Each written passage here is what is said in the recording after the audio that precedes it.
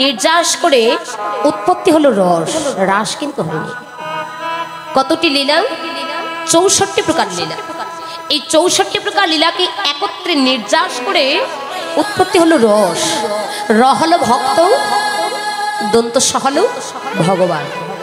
ভক্তটাকে ভক্তি স্বরূপিণী প্রেমময়ী শ্রীমতী রাধা ঠাকুরানী,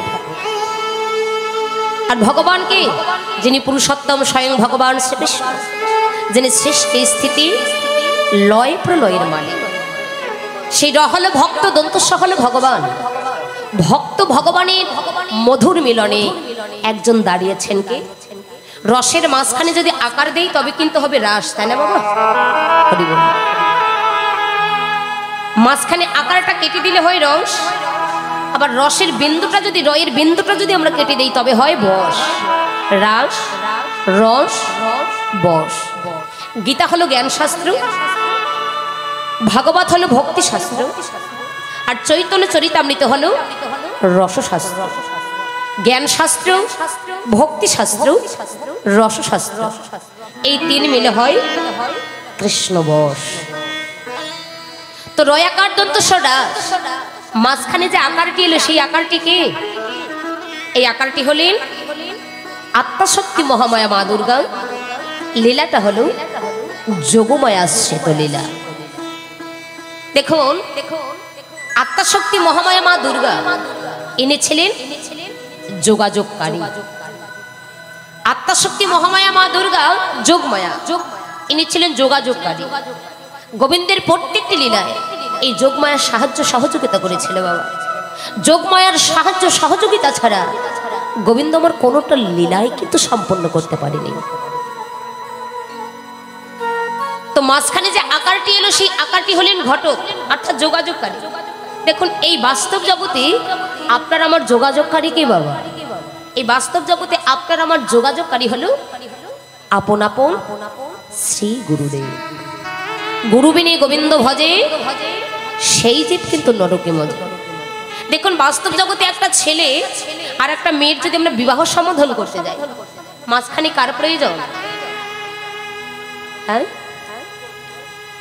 হরি বল। বাস্তব জগতে একটা ছেলে আর একটা মেয়ের যদি বিবাহ সম্বোধন করতে যায়, তাহলে মাঝখানে কার প্রয়োজন? মোবাইল, ঘটকের প্রয়োজন। এরা কিন্তু সত্যি বলেছে, তাই না? আগেরকার দিনে ঘটক লাগতো, আর বর্তমান যুগে আর লাগে না, তাই তো? বর্তমান যুগে মোবাইলটাই ঘটক, বলে হ্যালো আর সব চলে গেল, তাই তো? হরি বল। তো তেমনি আত্মাশক্তি মহামায়া মা দুর্গা যোগমায়া, ইনি ছিলেন যোগাযোগকারী, রাসমঞ্চের দাঁড়ি। নিত্যদিন রাসলীলা করে যে রাসলীলার প্রসাদাদিগুলো হতো, সেবা দিতেন কাকে? দেবাদিদেব মহাদেবকে। একটু পেটুক ছিলেন, আর সেবা করতে করতে তার মনে সাধ জাগলো, আমি তো কোনোদিন রাসলীলা দর্শন করিনি, একদিন যদি আমি দর্শন করতে পেতাম। একদিন পিছে পিছে ধাবিত হয়েছেন, ধাবিত হয়ে দেখতে পেল আত্মাশক্তি মহামায়া মা দুর্গা, তিনি যেন রাসমঞ্চে দাঁড়িয়ে হয়ে দাঁড়িয়ে আছে। দেখতে পেল অষ্টদ্বারে অষ্ট সখী দাঁড়িয়ে আছে, সেখানে পুরুষের কোনো প্রবেশ নেই। কি করে প্রবেশ করবেন? খসন বসন রসন চেনে।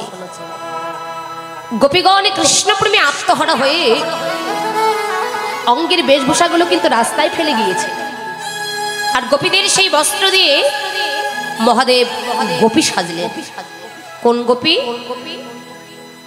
সাজলেন? শ্বেত গোপী। এবার শ্বেত গোপী সেজে যেই না রাসমঞ্চে প্রবেশ করেছে বাবা, এদিকে রাসলীলা যখন শুরু হয়ে গেল, মহাদেব একবার এই গোপীর সঙ্গে আলিঙ্গন দিচ্ছে, আর একবার ওই গোপীর সঙ্গে আলিঙ্গন দিচ্ছে।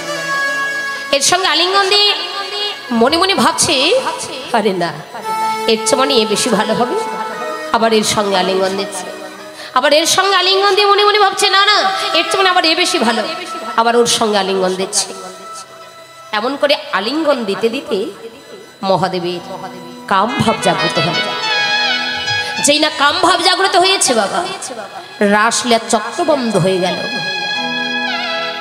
কৃষ্ণচন্দ্র রাগান্বিত হয়ে বলছেন, গোপীগণ সত্যি করে বলো, তোমাদের মাঝে কি কারো কাম ভাব জাগ্রত হয়েছে? গোপীগণ সকলে ভয়ে কাঁপছে, কই না না, আমাদের মাঝে তো কাম ভাব জাগ্রত হয়নি। সমস্ত গোপীদের পরীক্ষা করতে লাগলে, বলছে বলো তুমি গোপী তো? এদিকে বলো, এদিকে তুমি বলো। সমস্ত গোপীদের পরীক্ষা করবার পর সাইডে একজন দাঁড়িয়ে আছে, বাকশাল পরা, শীত শীত করছে। সমস্ত গোপীদের পরীক্ষা করবার পর দেখতে পাচ্ছে সাইডে একজন দাঁড়িয়ে আছে, বাকশাল পরা, শীত শীত করছেন।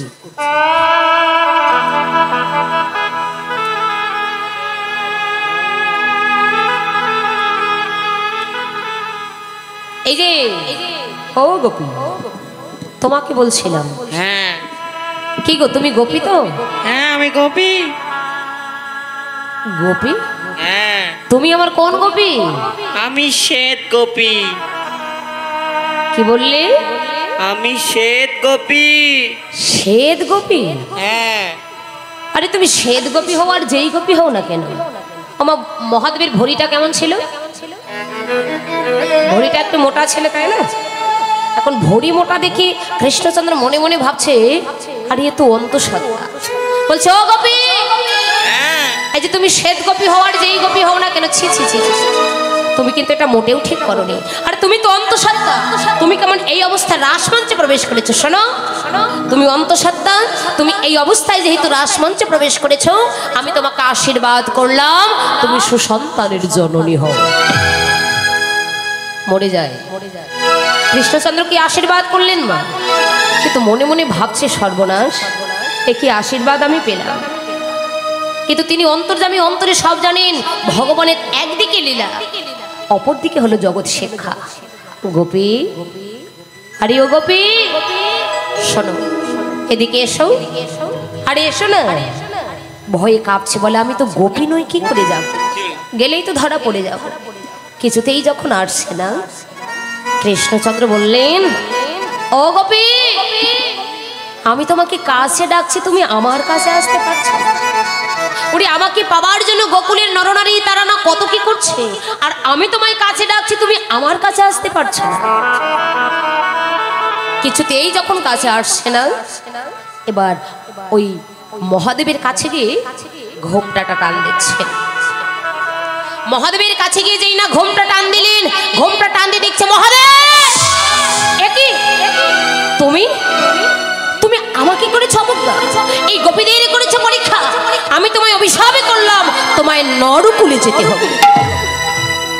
শোনো, আজ থেকে 50 বছর আগে তুমি নরকুলে যাবে, তোমার নাম হবে অদ্বৈত আচার্য, আর আমি তোমার আজ থেকে 50 বছর পরে নরকুলে যাব, সেদিন আমার নাম হবে শ্রীমান গৌর সুন্দর।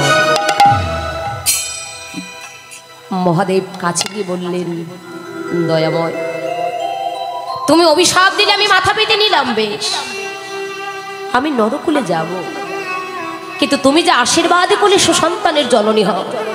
হ্যাঁ হ্যাঁ, তুমি কি জানো না এই রাসমঞ্চে পুরুষের কোনো প্রবেশ নেই, তুমি কেন প্রবেশ করেছো? আমার বড় ভুল হয়েছে প্রভু। বেশ, অপরাধ যেহেতু করেই ফেলেছ, ভুল যেহেতু করেই ফেলেছ, বেশ, এখান থেকে বেরিয়ে যার দেখা পাবে তুমি তার সঙ্গে আলিঙ্গন দেবে, তোমার গর্ভের সন্তান তার গর্ভে চলে যাবে।